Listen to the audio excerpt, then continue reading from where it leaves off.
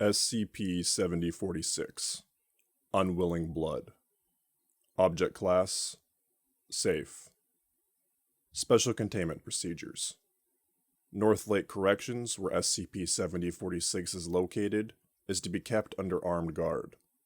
Unauthorized persons attempting to access the site are to be apprehended and transported to Site-63 for questioning. At the conclusion of questioning, they are to be administered Class A amnestics and released or placed in indefinite containment at the discretion of the site director. Description: SCP-7046 is a cell block in North Lake Corrections, an abandoned corrections facility near Winnipeg, Manitoba.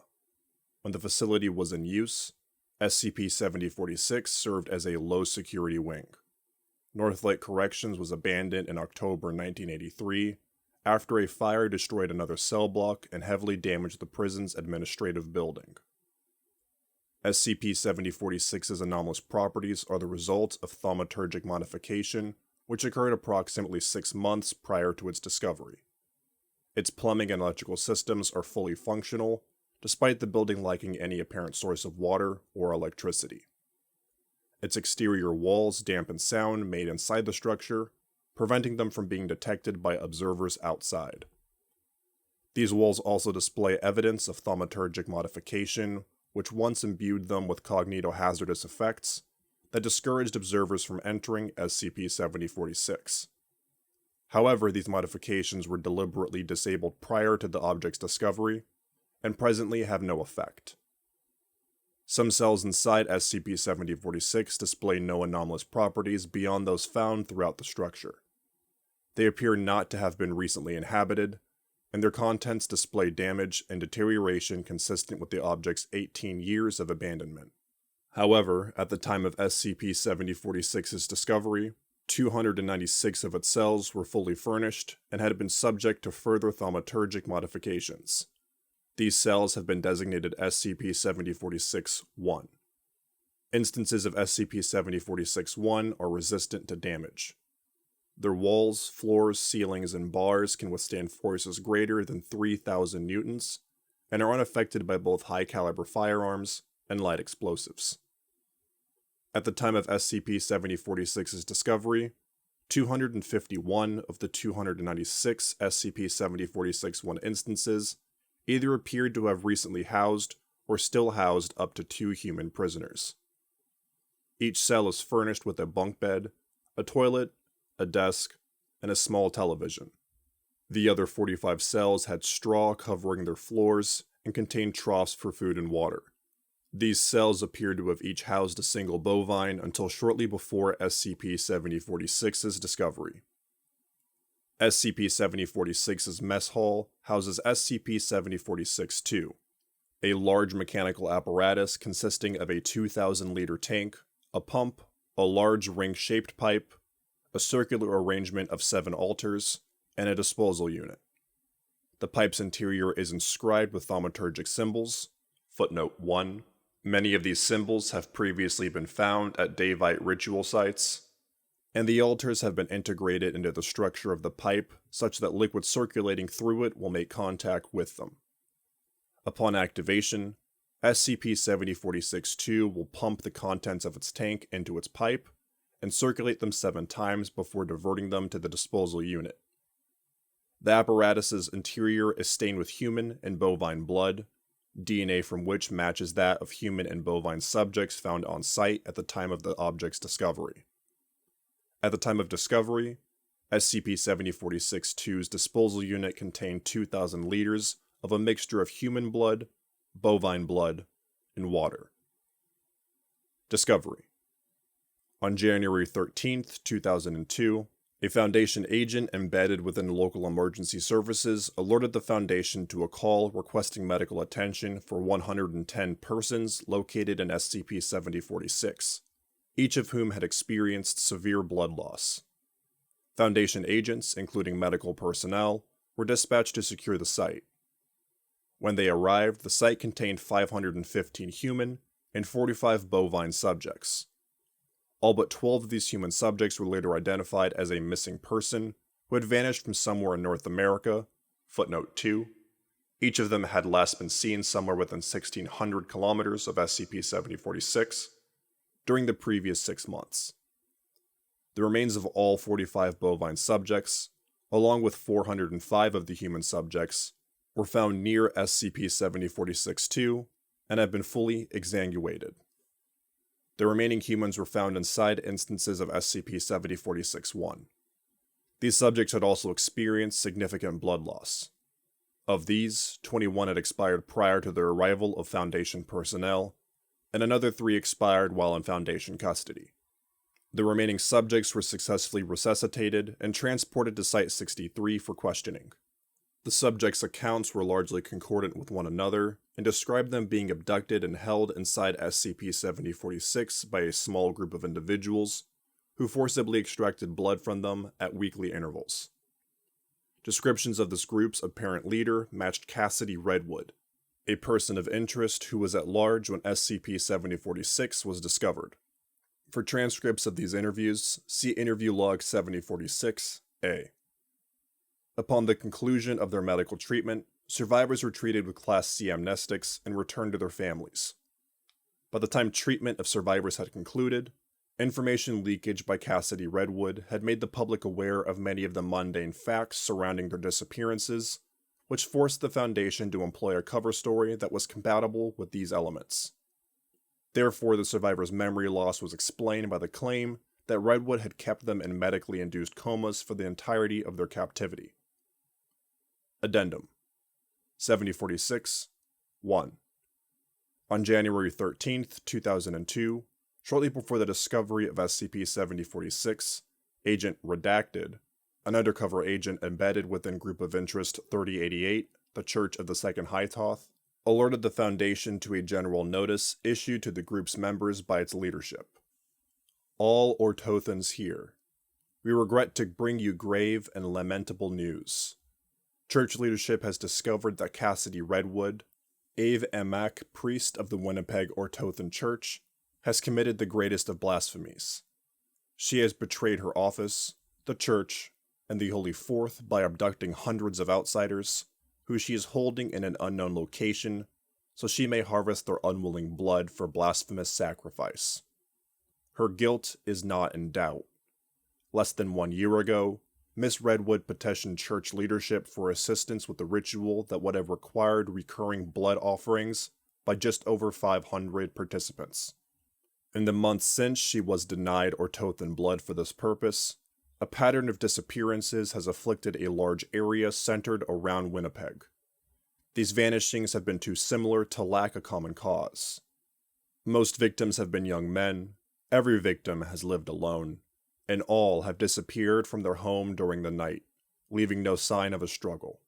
However, the large size of the area in which the vanishings have taken place precludes the idea that their common cause was mundane. When a band of warriors arrived at the Winnipeg Ortothan Church with orders to detain and question Miss Redwood, they found that she had fled after receiving advanced warning of their approach. The church regards this flight as an admission to guilt.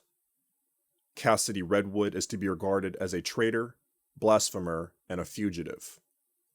All the faithful are directed to provide any information they possess which might aid in her apprehension, and are warned that all who aid or shelter her will join her in receiving the Church's justice.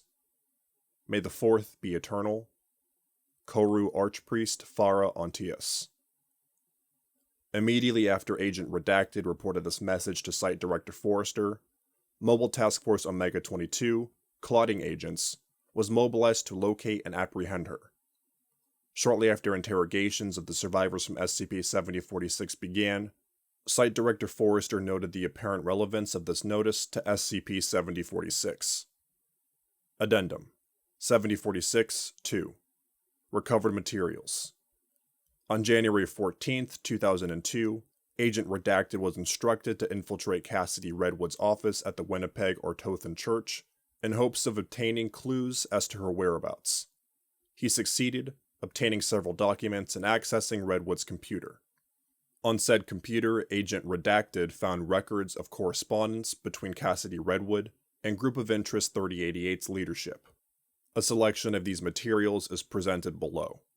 Those wishing to access other material recovered from Redwood's office should contact Site Director Forrester. Recovered materials. Date January 5th, 2001. From Redwood Cassidy at secondhightoth.org. Response. Proposal. Venerable leaders, I hope this finds you well, and I thank you for your willingness to hear my proposal.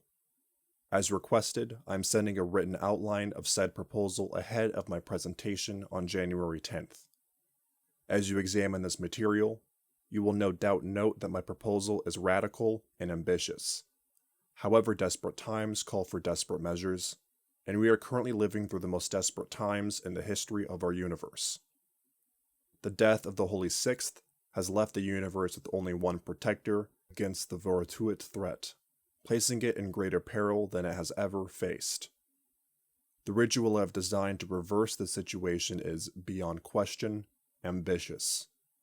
However, it is also the culmination of months of intense study, calculation, and experimentation, which demonstrates that its efficacy, should it be carried out, is equally beyond question. Only now that I can demonstrate its effectiveness with such certainty do I dare present it to church leadership. As you have requested, the body of this email contains only a summary of the proposal, but I have attached a larger document which outlines its extensive theoretical basis. Footnote 3. Personnel with Level 3 clearance or higher may request access to any document mentioned in these materials. Resurrection of the dead is a long-solved problem in the field of magic. It is simply a matter of collecting life energy and channeling it into the remains of the entity you wish to raise. Even a novice mage can resurrect an insect by donating a small amount of their own life energy to it. Human resurrection requires more life energy than a single mage can safely donate, but it can be accomplished by pooling donations from many people. To be sure, the gulf between a human and a god is far greater than that between an insect and a human, but this does not make the resurrection of a god impossible. It only increases the amount of energy it requires.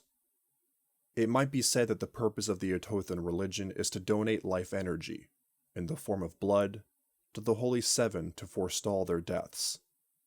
Altering our rites so they reverse death merely requires us to alter them to match existing resurrection rituals and increase the amount of energy offered.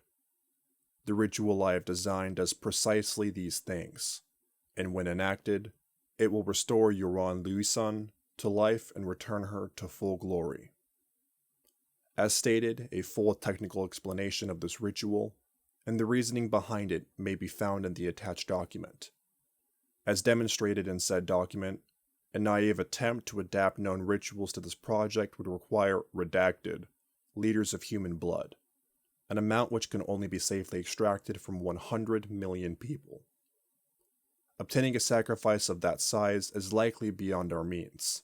However, while researching the matter, I've discovered several ways to amplify the power of a blood sacrifice so that a smaller offering might be sufficient to empower my ritual. Some of these methods may also be ways of increasing the efficacy of routine sacrifices, but I leave that matter to be explored later, along with the possibility that similar rituals might be attempted to raise the 5 other fallen members of the Koro Tiuza. Through consultation of various texts, including Treaty on Blood and Life, and magical applications of bloodletting, a synthesis of diverse thoughts, I've discovered a method of recharging already offered blood with fresh life energy, so that it may be offered again. Such recharged blood is less effective than fresh blood, and it becomes less and less effective as it is recharged and re-offered repeatedly. However, this process can still multiply the effectiveness of a blood offering by more than an order of magnitude. My calculations show that blood may be reused on 7 altars, 7 times each, before it no longer provides any additional benefit. This reduces the amount of blood required to perform the ritual to about redacted liters, which could be safely extracted from slightly more than 4 million people. This alone makes the ritual possible for the church to perform with its current membership. By use of altars made from magically significant material, including redacted, as it is already done for some significant rituals, the effectiveness of sacrifices may be increased further, reducing the required amount to redacted liters, which could be safely extracted from 30,000 people. I've developed a technique to split the ritual into 14 stages, each of which would call for a portion of the required offering. By performing these stages at weekly intervals, ample time for its blood donors to recover, the number of people required to safely perform the ritual may be reduced to 4,000. Standard practice forbids the blood of non-sentient creatures from being used in Ertothan rituals, as this empowers the Holy Seven in a distorted way. However, lifting these restrictions and using bovine blood for a portion of the offering would make the ritual practice with a smaller number of human participants.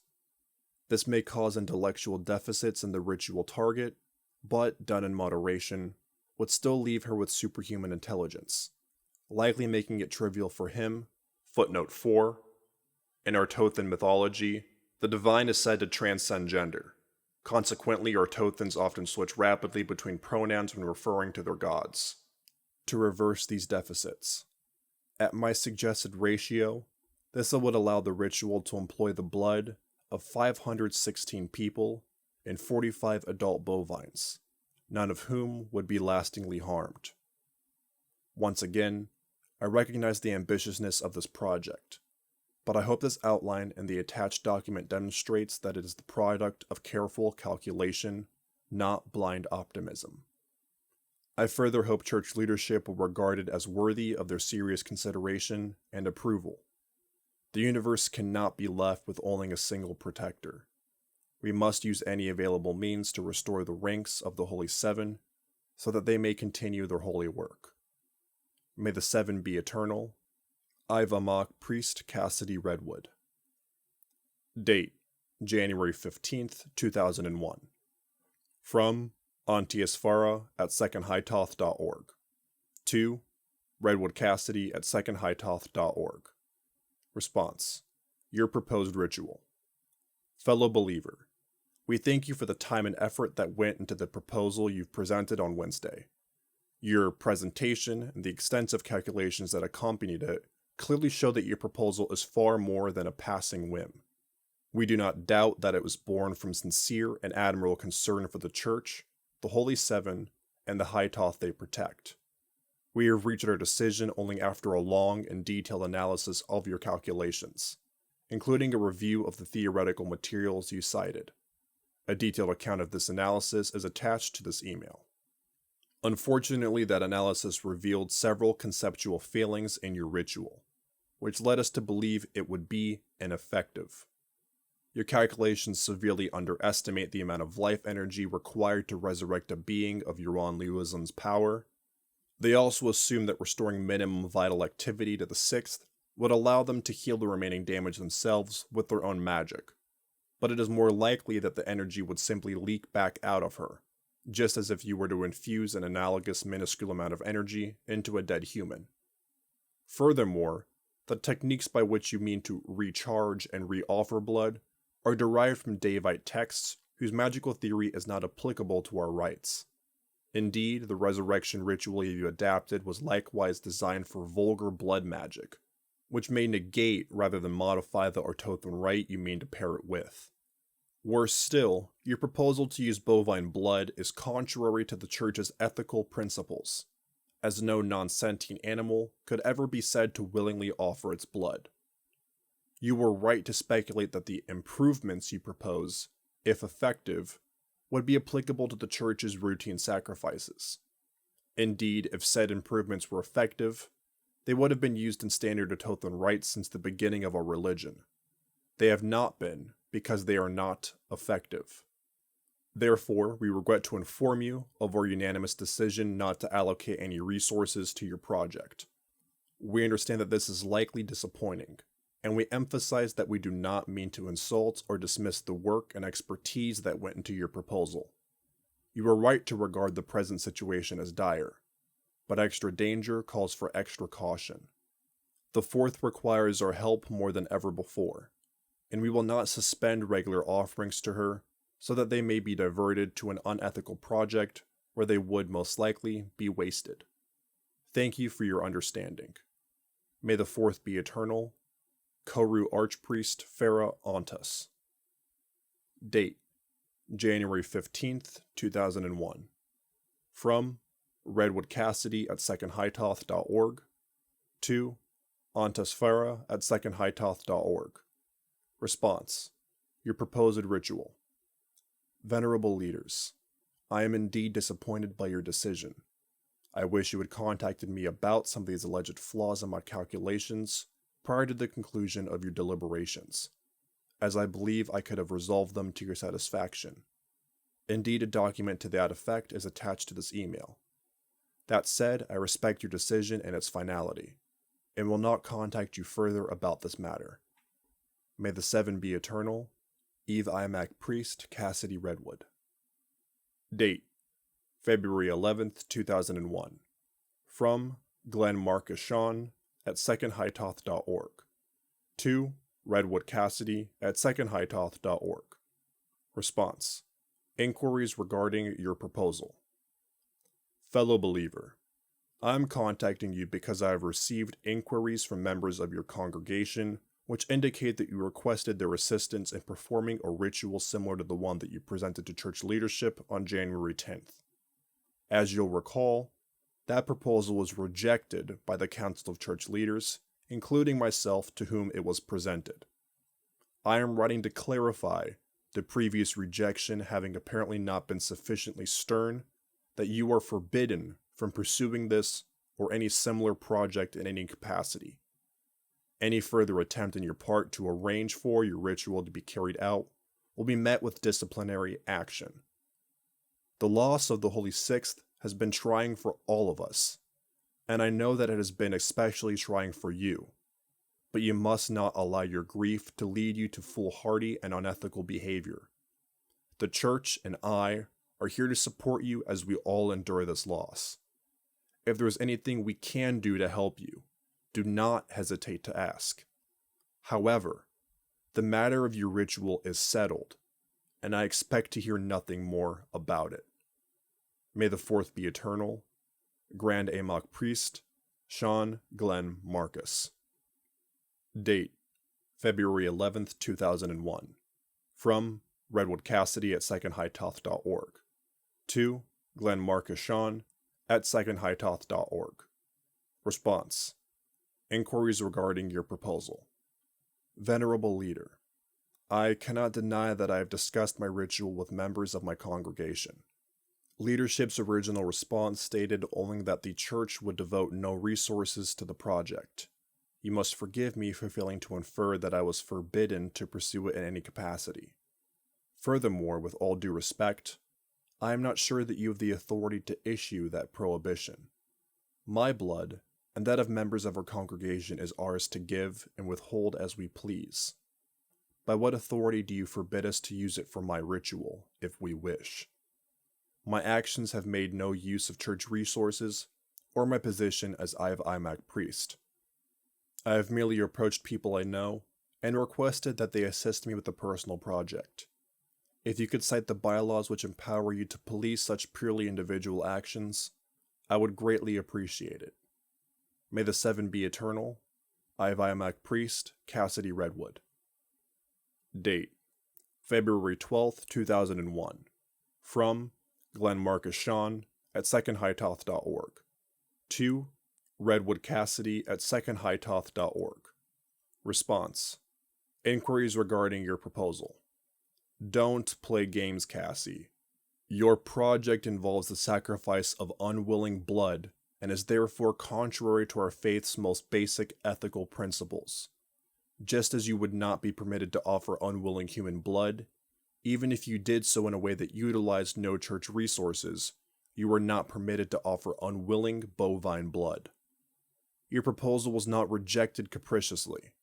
The technical details of why it would not work were thoroughly explained to you, and I know you are more than proficient enough in magical theory to understand them. I mean, gods, Cassie, Davite texts, animal blood. Our initial response to your proposal was polite and formal, and it appears that this prevented us from communicating our disgust with what you were suggesting. Allow me to rectify that by speaking more bluntly. Your proposal is absurd in theory, blasphemous in practice. I understand you've not been around Second Messenger, footnote 5, the extraterrestrial missionary responsible for introducing the Ortothan religion to Earth, enough to be able to read his body language. But as someone who can, let me inform you that he was barely containing his rage the entire time you were speaking. At the beginning of your deliberations, I alone did not wish to discipline you for simply proposing what you had. But, for my advocacy for you as a former apprentice and personal friend of mine, you would have lost your position as Iviamak priest, and possibly been stripped of priesthood altogether. Your proposal will not be entertained further, and if you take the slightest further movement forward with it, you will not retain your position. I know you are grieving. We all are. Your bond with the Sixth and your passion for the arcane arts of which he was patron exceeded that of anyone I have ever known. That is precisely why the sloppiness and wishful thinking in your proposal are so beneath you, as have been your childish attempts to circumvent the Church's decision on this matter. If you need additional time away from your duties to mourn the Sixth's loss, I will happily grant it. Other than that, I expect to hear nothing more about any of this. May the Fourth be eternal. Grand Amok Priest Sean Glenn Marcus. Date, February 13th, 2001. From Redwood Cassidy at secondhightoth.org. To Glenn Marcus Sean at secondhightoth.org. Response: inquiries regarding your proposal. Blasphemous? Really? I am baffled by how you could come to that conclusion. My proposal is the exact opposite of blasphemous. It is the perfect example of what Ortothans are supposed to do. We offer blood to keep the Korotuso alive so they can protect the universe. That is exactly what I want to do. Offer Ortothan blood to restore Yuan Liuazan's ability to protect the universe. I recognize that the use of animal blood is outside the bounds of what we would normally accept. I included it in my proposal because I believe the urgency of our situation justifies such a compromise. But I respect your desire to adhere to standard guidelines, and the use of animal blood in my ritual can be avoided by using 4,000 humans instead of 500. That's greater than the membership of my congregation, but it is far from unachievable. By contrast, what is your plan to do about the death of the Holy Sixth? Accept it? Go on as if it were merely an occasion for grief? Helplessly watch the universe spiral towards its inevitable end? This is not just about the Holy Sixth, although her loss alone is so incomprehensibly tragic as to justify drastic action. The more important point is that the lifespan of this universe has been counting down from 7 since it began. It's hit every number quicker than it hit the last. It has now hit 1. How long do you think we have until it hits 0? The Fourth alone will not triumph where he and his 6 divine siblings could not, regardless of how many times we wish him to be eternal. He is not predestined to succeed. To speak as though she is distorts the core of the Otorthan belief. We do not worship the Holy Seven because they will succeed. We worship the Holy Seven so that they will succeed.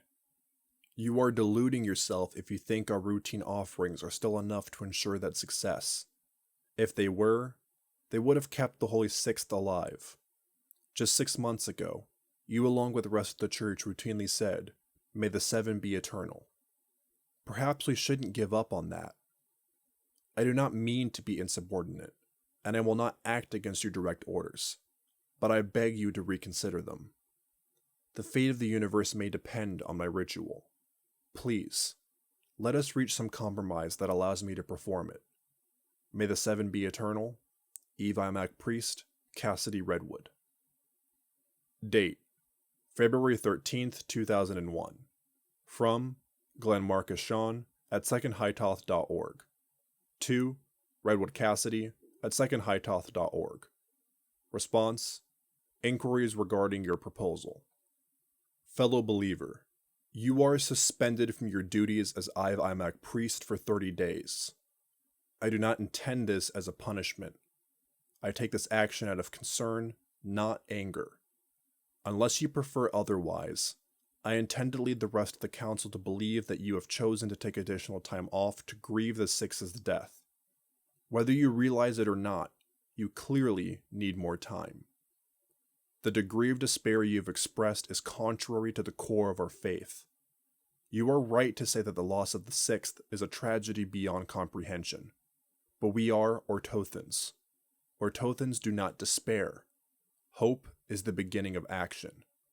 It lies at the core of every warrior's heart. The loss of the Sixth has clearly extinguished your hope, and you are unfit to be the leader of other Ortothans until you reignite it. Reflect. Travel. Do whatever you must to restore your hope in the power of the Fourth to protect the universe. When you do, we will welcome you back into your position. May the Fourth be eternal. Grand Imac Priest, Sean Glenn Marcus. Date: February 13th, 2001. From Redwood Cassidy at secondhightoth.org. To Glenn Marcus Sean at secondhightoth.org. Response: inquiries regarding your proposal. I'm not the one who's lost hope. I'm not the one who wants to lie down and accept what's happening. Hope is precisely what motivates me to not accept the universe's coming death. If there are flaws in my ritual, they can be fixed. I am open to critique and delight in the proposal that my ritual could be improved. I want nothing more than for the odds of its success to be maximized. But I must be allowed to perform it. The universe will die otherwise. Some part of you must understand that. Please, let me return hope to all of creation. May the Seven be eternal. Imac Priest, Cassidy Redwood. Date: February 13th, 2001. From Glenn Marcus Sean at secondhightoth.org. To Redwood Cassidy at secondhightoth.org. Response: inquiries regarding your proposal. Fellow believer, it is not all of creation that has lost hope, but you alone. I hope you have a productive rest. May the Fourth be eternal. Grand Imac Priest, Sean Glenn Marcos. Date: March 15th, 2001. From Glenn Marcus Sean at secondhightoth.org. To Redwood Cassidy at secondhightoth.org. Response: how are you doing? Fellow believer, I'm just emailing to check on you. How are you doing? Did you have a productive rest? If there's anything you need my assistance with or would like to discuss, I am here. May the Fourth be eternal. Grand Imac Priest, Sean Glenn Marcos. Date: March 15th, 2001. From Redwood Cassidy at secondhightoth.org. To Glenn Marcos Sean at secondhightoth.org. Response: how are you doing? I'm doing fine. Thanks for asking. My suspension gave me a lot of time to think. I spent a lot of that in prayer, working to strengthen my relationship with the Fourth. You were right to suggest I have neglected that relationship in the past, in favor of the Sixth. I had forgotten how fierce and protective presence the Fourth can be. I doubt I will ever truly finish grieving the Sixth's loss, but I feel far more hopeful than I did a month ago, and believe I am ready to return to my duties. May the Fourth be eternal. Imac Priest, Cassidy Redwood. Date: January 13th, 2002. From Glenn Marcus Sean at secondhightoth.org. To Redwood Cassidy at secondhightoth.org. Response: your flight. Fellow believer, as you are doubtless aware, 7 warriors arrived at the Winnipeg Ortothan Church earlier today with instructions to question you regarding the recent spat of disappearances centered on Winnipeg.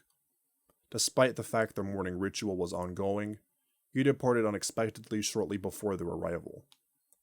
I'm sure you know how that looks. The rest of the church leadership is certain of your guilt. I alone maintain hope that you might be innocent. I want to believe it could be a coincidence that the vanishings are centered around you, that they began shortly after you were denied Unwilling Blood for your blasphemous ritual, and that they ceased after a number of victims consistent with the ritual required. You are the most zealous believer I know. I may have brought you into the faith, but I have often looked to your fervor for inspiration. I do not want to believe you are capable of abducting and imprisoning hundreds of innocents so that you could harvest their unwilling blood. If you have not done so, if there is some explanation for all of this that leaves your hands spotless, please, come to my temple in Ontario and explain yourself. I swear in the name of the Fourth, I will do everything in my power to prevent you from being wrongly punished. If, on the other hand, things are as they appear, then you must likewise surrender yourself to me. I know that you are, at your core, a good person, and you know that the church will find you no matter how you try to hide. Please, surrender yourself to us, so justice may be done swiftly and without unnecessary pain. May the Fourth be eternal. Grand Imok Priest Sean Glenn Marcus.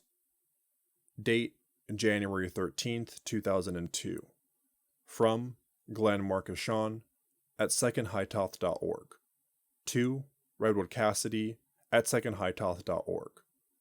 Response: what have you done? Your prison has been discovered.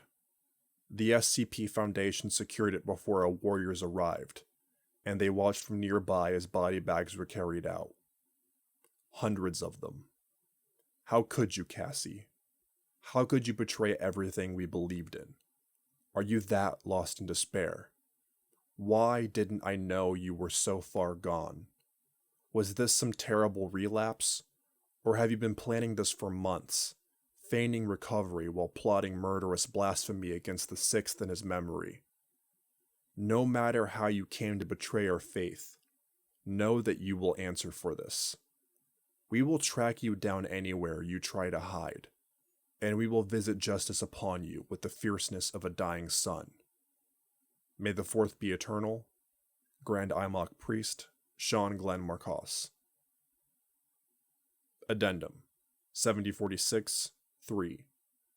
At 1:11 on January 16th, Cassidy Redwood turned herself into a police station in Winnipeg.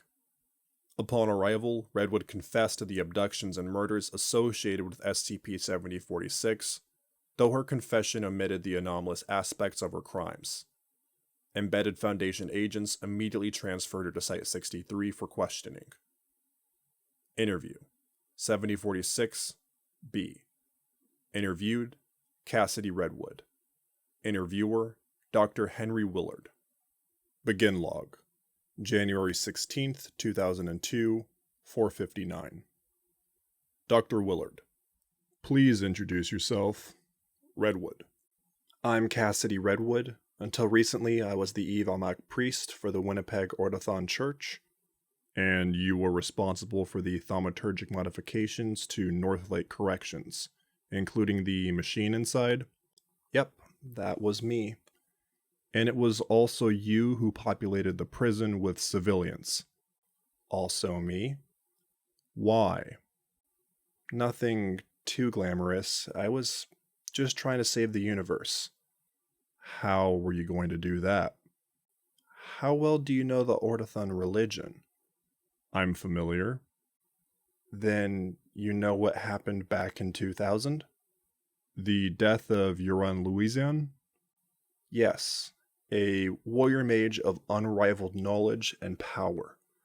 One of the wisest and most courageous beings in the universe, and one of the few guardians standing between it and utter annihilation. Like other warriors before her, she died in battle. Her death left the universe with too little protection. I was trying to change that by bringing her back. And you hoped the human sacrifice you performed would accomplish this? I guess I did. Why did you gather blood in a way that's so at odds with the Ordothon teachings? Well, that wasn't exactly my original plan. What was your original plan? To get the blood from willing orthothans. How did you get from that to what you did? I guess it started when the sixth died. We'd known for weeks that something bad was happening. She was getting hungrier for blood. What do you mean? You can use magic to detect the life energy in blood. If you do that to an offering that's just been given, you can watch the energy drain away as one of the Holy Seven claims it. How quickly they claim it tells you how hungry they are. It's like you're watching someone eat a plate of food. If they aren't that hungry, they might take their time with it, savor it, maybe take bites here and there while they're doing something else. If they're hungry, they'll eat faster. If they're starving, they'll shovel it down their throats as fast as they can. That's what the sixth was doing around the end of August. Offerings that would normally take several seconds to consume would disappear in an instant. This wasn't the first time we'd seen that. It's what happened when the gods are in battle. They need blood in the first place because their bodies constantly bleed. When their enemies are wounding them, they bleed more than usual, which makes them need more blood. How often does this happen? They're warriors. They do battle all the time. That's why we didn't think much of it at first. We increased our sacrifices and encouraged the flock to direct more to the sixth, but that's all. We just thought it was another battle. I wish I'd known. I'd give anything to know which prayer would be the last one. There's so much I would have said. I didn't, though. I just said the same prayer I'd said every night for the last 20 years.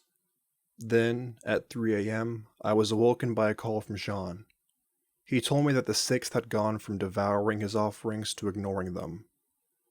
I didn't believe him until I pricked my finger on my own altar to check. He was right. The energy just lay there, wasted. Even after seeing that, I didn't accept that the sixth was dead. There was a conference call the next day that included a lot of the Ivamac priests in Canada. I was the only one arguing that we should maintain hope that the sixth was alive.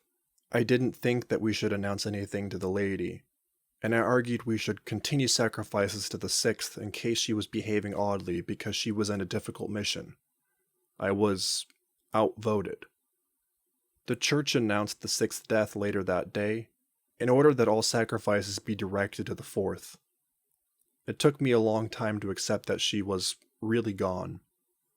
I attended, but did not lead, the memorial ceremony at my church the next week. While everyone else was grieving, I held out hope that the sixth was alive. What convinced you otherwise? The fact that she kept rejecting sacrifices. There could have been a reason to do that for a day or two, but not for weeks. Eventually, I had to accept the obvious. Euron Louis-Jean was dead, and that meant the universe was doomed. How does that follow? There was only one god left, alone in a battle that already claimed 6 others. How long could it be before he fell too? Ordothons are supposed to be stalwart, to never let our hope falter, even in the face of incomprehensible tragedy.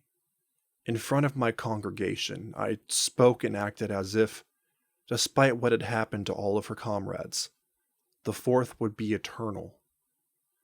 I don't know how I said it with a straight face. For billions of years, Ordothons have incessantly wished for our gods to be eternal, even as they perished one by one. Why should the fourth be any different? I couldn't just cling to the delusion that everything would work out. The fact is, without the sixth, the fourth isn't going to last much longer, and once he dies, the universe will too. Knowing that everything and everyone around me would soon be devoured by the Vortet, was a kind of hell.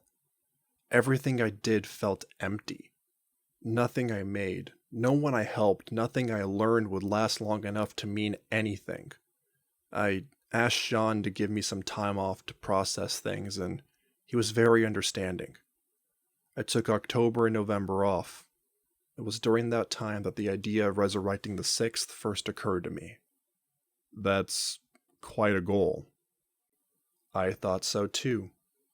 I tried to tell myself it was just wishful thinking, that I would be better off moving on, but how could I move on?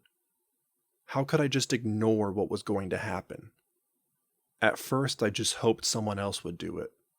There are countless ornithine civilizations in the universe, most of them larger than primitives like us can imagine. I told myself one of them must have the knowledge and resources to bring her back. That didn't happen, though. Week after week passed and nothing changed. After a few months, I realized that if some far-off ornithine civilization was going to do it, they would have by now. That's where a reasonable person would have let go. They would have accepted that if countless galaxies full of super advanced aliens couldn't bring the Sixth back, I couldn't either. I wasn't reasonable, though. I was drowning in grief, and like anyone who's drowning, I grasped at anything I could to pull myself back up. So, before I gave up on the idea, I decided to work through the problem myself and see what I could come up with. I told myself I was just trying to prove it was impossible so I could stop thinking about it. That was bullshit, though. I was hoping to find exactly what I did. You found it was possible? If you make some very, very generous assumptions and have access to more blood than I had any hope of obtaining, yes. It should theoretically be possible to restore enough vitality to the Sixth that he might be able to heal himself the rest of the way with his own magic. I should have given up when I saw I'd need 100 million people to do it, but that was still more hope than I had since he died, so before I abandoned the idea, I decided to see if I could find a way to reduce that amount of blood required. I poured through every book I own, silently begging to find something that could help, and eventually, I thought that I had. In fact, I thought I'd found several ways of making my sacrifices more efficient, which I could stack on top of each other to decrease the amount of blood I needed to a manageable level. I was ecstatic when I did the calculations. With just a few hundred people and a few dozen cows working together for 14 weeks, I could bring the Sixth back. I took it to the church right away. Some of what I wanted to do was against the normal rules, and some of my sources were unsavory, but I thought that they would see the necessity of the project and be willing to look past that. But they weren't. No. Even if they had been willing to look past the animal blood, they thought my ritual wouldn't work. I guess they've been vindicated on that front. Maybe I should have known. I'm not some amateur mage. Every reason they gave for why it wouldn't work was something I knew about and thought I'd solved. Looking back, I feel like some part of me knew, but that's probably just hindsight. At the time, I thought my doubts were just anxiety about the grandeur of what I was attempting. I was surprised when leadership turned me down. What did you do after they did? First, I tried to find ways around their decision. Strictly speaking, the refusal to dedicate any resources to my project just meant I couldn't order my congregation to assist me with my ritual. I could still try to find 515 other Orithans who would do it as a personal favor to me. I started asking around. Several of my friends agreed to help, but most people were confused as to why such an important project was being managed by me and not church leadership.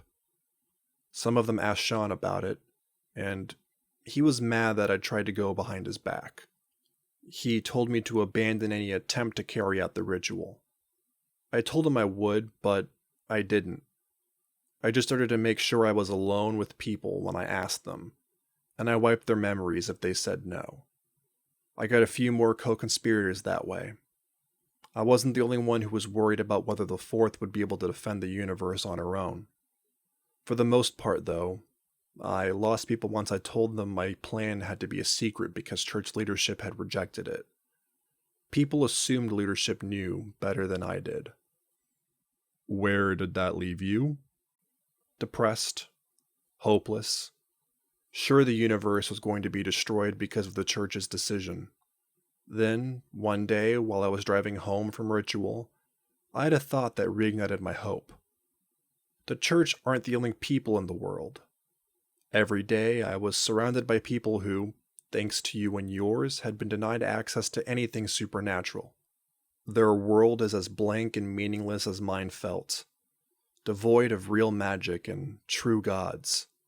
To them, problems that I could wish away in an instant are life-ruining or life-ending crises, one they would do anything to get out of. I decided I'd find people outside the veil who desperately needed something only magic could give them, and offer them those things in exchange for their blood. That's in contrast with your church's general policy regarding the veil. That's actually debatable. We're allowed to approach individuals and try to bring them into the faith, and once we've begun that process with someone, we can do magic in front of them. I certainly planned on trying to convert my clients once I was done with my ritual, so technically, I was allowed to tell them what I needed to tell them. I picked people who I thought would be able to keep a secret. A lot of them were in professions that involved secrecy of some kind. Lawyers, doctors, police, priests, that kind of thing. And of course, I told all of them to keep quiet about their interactions with me. I hoped that would be enough. What did you offer them? Healing magic mostly. Most of them were terminally ill or had family who were. If you have the kind of skills I have and are willing to burn through your life savings buying ritual components, you can heal just about anything. Were you able to get all the volunteers you needed? No. I got close. I would have been able to, if it were just a matter of finding people who would take the deal. But the process of approaching someone, explaining everything to them, and persuading them to accept my offer took time. And things went wrong before I was able to get the people I needed. How did they go wrong? They couldn't keep their mouths shut. Actually, that's not fair. Most of them could. It's just that most wasn't enough. Several of them recommended my miracle working services to desperate people they knew. That was annoying, but on its own, it was manageable. I even recruited a few of those people. However, things started to go downhill when one of them mentioned me online. He tried to be vague. He just said that people with no other option should go to Winnipeg to find a miracle worker.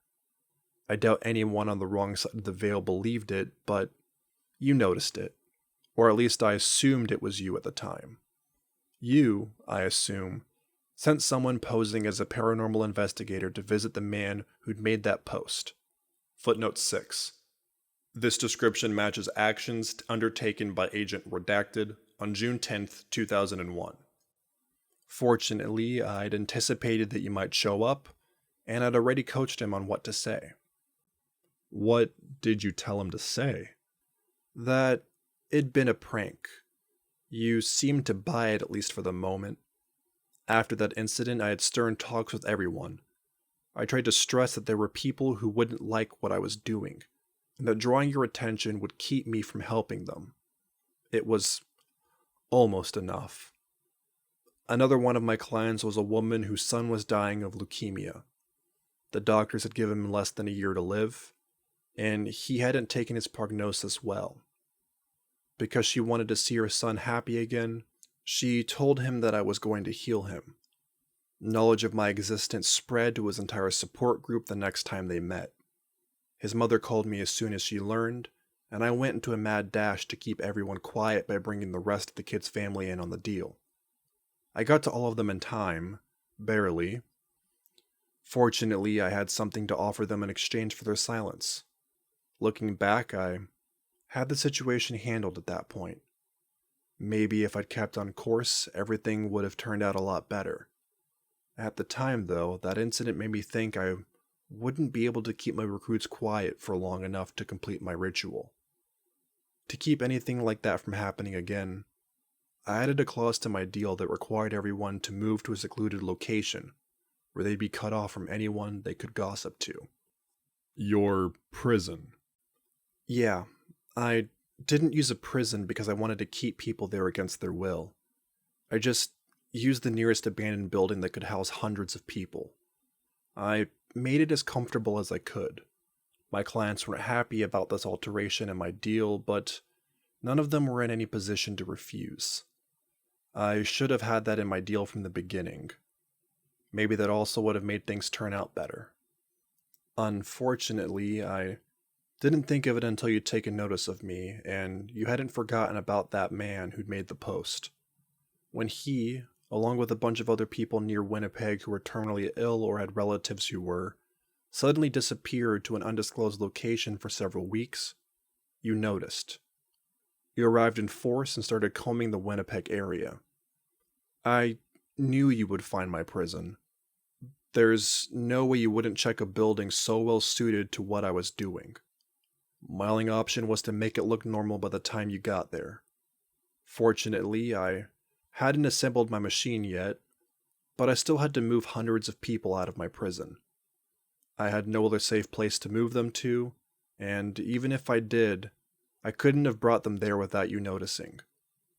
The only place I could send them back was home. Of course, not long after I did that, you'd interrogate them, and I wouldn't be able to coach hundreds of people well enough that they could fool you. My solution was to wipe their memories of me before I sent them back. I believe I remember the incident you're talking about. The people who'd vanished suddenly returned home, and their illnesses had been cured. Yep, I healed them before sending them back. I hoped you'd have a hard time covering that up. I wanted to make you as busy as possible so you wouldn't have time to look for me. At least that was my excuse. I know the truth is that I couldn't bear to let them die knowing them for months. Especially the kids. Excuse or not, it worked. Your efforts to create the appearance that they'd been misdiagnosed, thanks for not just killing them by the way, bought me time, and when a squad of agents finally did scope out my prison, it looked just like it should. I had to re-enchant it after they left, but that was the least of my problems. Now I was back to square one in my search for blood. I thought about starting over, working to find a new set of clients, maybe from a larger area, but it was too late for that. You'd have already made the connections between Winnipeg and mysterious long vacations taken by terminally ill people and their relatives. Even if I teleported all over North America to find new clients, you'd know where to look for me. Why draw from a limited radius at all? Have you ever cast a teleportation spell? I strained to get as far as I did. In any case, pulling from a larger area wasn't enough anymore. I had to find some other way of recruiting people. Something that would look different enough to you that you wouldn't realize it was connected to what I'd been doing before. Also, because I'd gone through with healing everyone, I'd used up my ritual components I'd bought. I didn't have the money to buy that many again. For days I tried to think of an alternative to what I wound up doing, but I couldn't. Only desperate people would agree to spend months living in an abandoned prison, and that was precisely who I couldn't work with anymore. My only remaining option was not to give people a chance. So, you didn't. I was only planning to keep them there until I finished my ritual.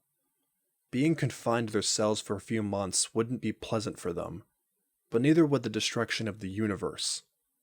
I hoped that when I was done, I could explain everything to them. They would understand. Why not tell them before then? The last thing that would have done is comfort them.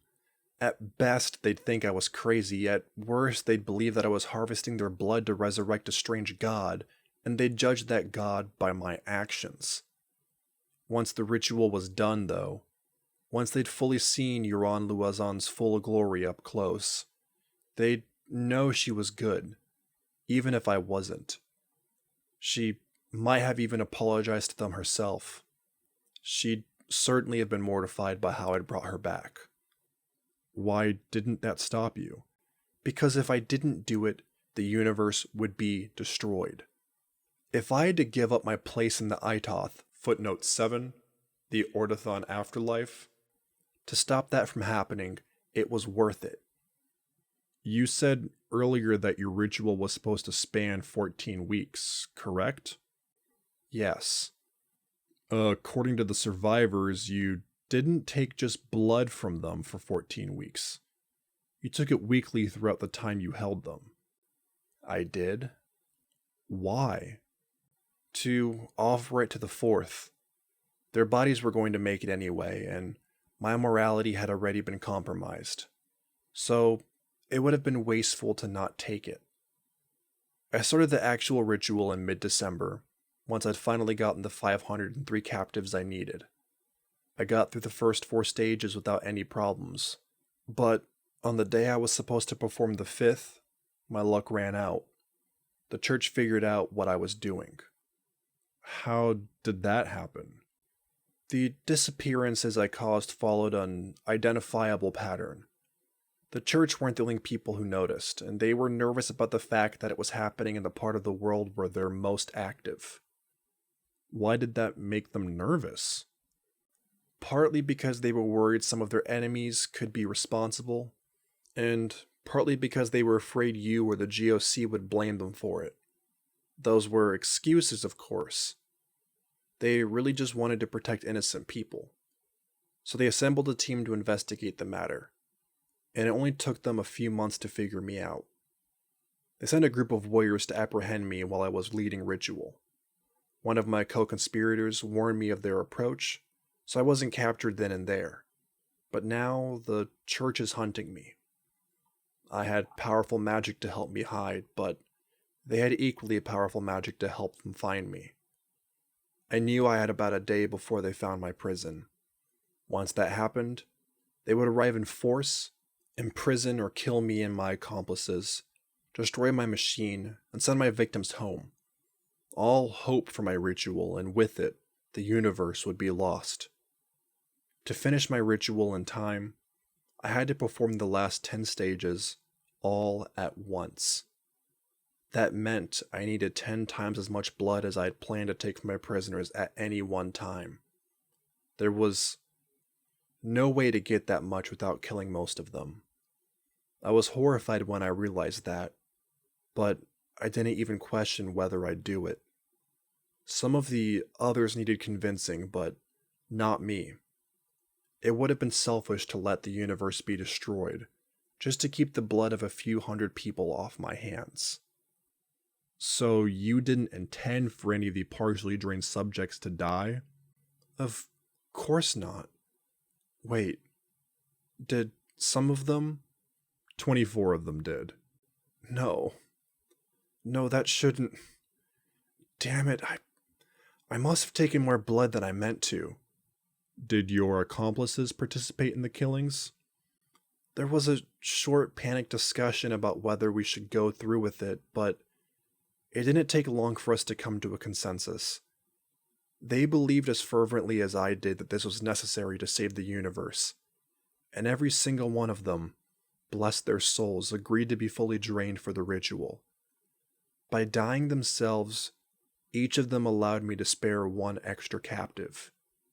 I would have done the same, but I had to be alive and conscious to perform the ritual, which limited how much blood I could give.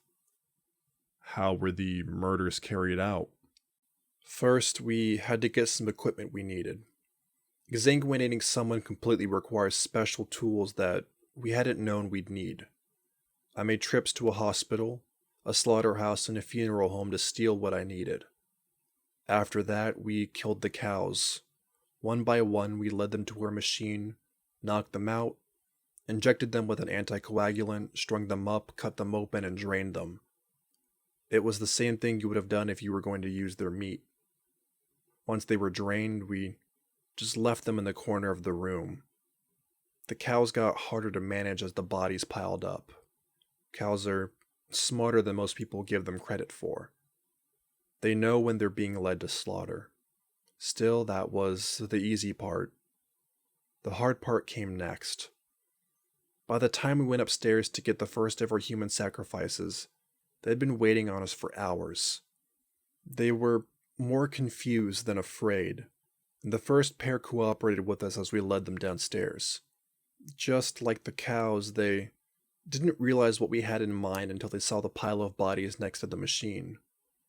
One of them asked if we were going to kill them. Before I could lie, one of my accomplices said yes. Do you know what it's like to have someone beg you for their life? Yes. Of course.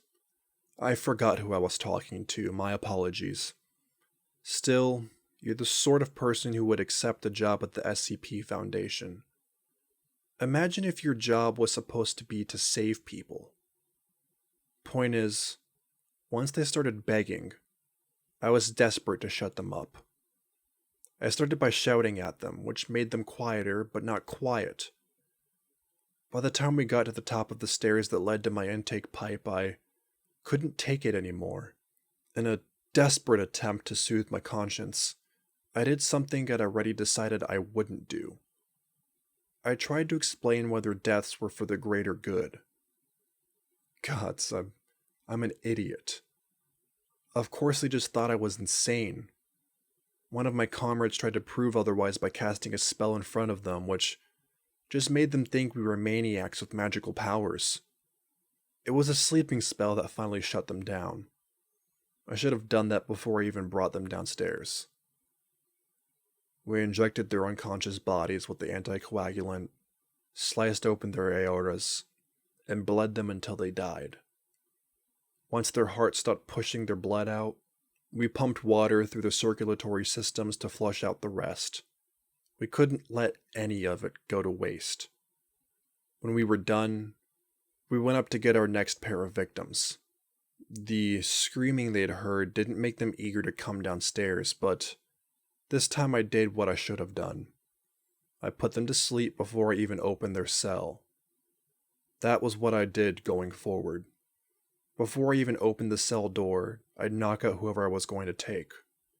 Some of them begged to know what was going on, but I'd learned my lesson. I didn't tell them anything. Once we'd fully drained everyone we intended to, we went back up for the rest of the blood we needed. How did you decide which ones to kill? Age. We spared the youngest ones. Draining them wasn't any different than how we'd been doing it up until then, except we left the needle in longer. Of course, having liters of blood taken from you is a bit less pleasant than losing a spoonful or so, and I had trouble convincing some of them I wasn't bleeding them dry, but I could at least rest easy knowing that I wasn't. Except for a few dozen of them, I guess. In any case, when I was done with all my prisoners, I drained my friends. If I were a better person, the fact that they were willing would have made that the easiest part, but it didn't. Most of them had been my friends for decades. I'd known 4 of them since before Sean brought me into the faith. I'd known one of them since he was a child. I'd converted several of them. They'd still be living normal lives outside of the Veil if it weren't for me, and I hadn't just killed them. I'd corrupted them first, made them into kidnappers and murderers with no Ioth to look forward to. I had no choice, though. The fate of the universe was more important. Iran Louison was more important. Once they were dead, I let some of my own blood into the machine, then turned it on. For over an hour, the blood of my victims circulated over my altars while I posed and chanted to direct their life energy to whatever remained of Iran Louison. When I was done, I called ambulances for my living victims and disabled the ruin work I'd done to keep people from entering the building. I settled in to wait for my work to pay off. I truly believed that Iran Louison was minutes away from appearing in his full glory. You must have expected her to be furious. Why didn't you flee? I thought about it. There wasn't any point. In the likely event that Yuan Luezon was going to punish me, there'd be nothing I could do to get away from her. Also, I wanted to see the culmination of my work. What I'd accomplished would reroute the history of the universe. Trillions of Ordothons would learn about it. And for all they'd condemn my methods, they'd rejoice that I brought the Holy Sixth back to life. I stood in front of my machine, waiting for the Sixth to appear. I waited and waited, and as I did, I slowly painfully came to realize that I had waited too long. Where was Yuan Luezon? Could I have been wrong that she would manifest here? Maybe she'd woken up in her body wherever the Fourth had interred it. I checked the blood in my machine for life energy. If my ritual had worked, it should have been gone. It wasn't. None of it had been claimed. I thought about running my machine again, but the ambulances I'd called would arrive before I could finish my ritual again. And in any case, I knew I had done it correctly. I had practiced it every day for months. I scanned my offering a few more times, as if that could change something. It didn't. I grabbed some papers from the other room, folded it into a small altar to the Sixth, and pricked my finger to see if a new offering would be taken. It wasn't. I tried again. Nothing. I kept doing it, squeezing my finger to get more blood onto the altar, and scanning it as I did. Nothing changed. The sacrifices weren't being claimed. There was still no Yuan Luezon to claim them. My ritual hadn't raised her. It didn't seem to have done anything at all. After everything I'd done, I had nothing to show for it but hundreds of corpses. I might have stood there forever, trying again and again to give a drop of blood to the Sixth, but those ambulances were coming. And I decided I should get out of there before I was seen with the bodies. Where did you go? I just wandered around for a few days, processing what had happened, what I'd done. Eventually, I decided to turn myself into the police. Why? Because I'm a murderer. Because I preferred it to facing the church. Because my victims and their families deserve closure. They don't have much time left. Anything I can do to make the rest of it easier, I owe them. Why don't they have much time left? That's the worst part of all of this. After everything I've done, the universe is still doomed. We have 10, maybe 15 years left? Possibly less? Certainly not more. The things that lurk outside the cosmos will burrow in and devour it. The last of the Korotusa will fall. The second Hytoth will be lost. Nothing I did changed that. Now nothing will.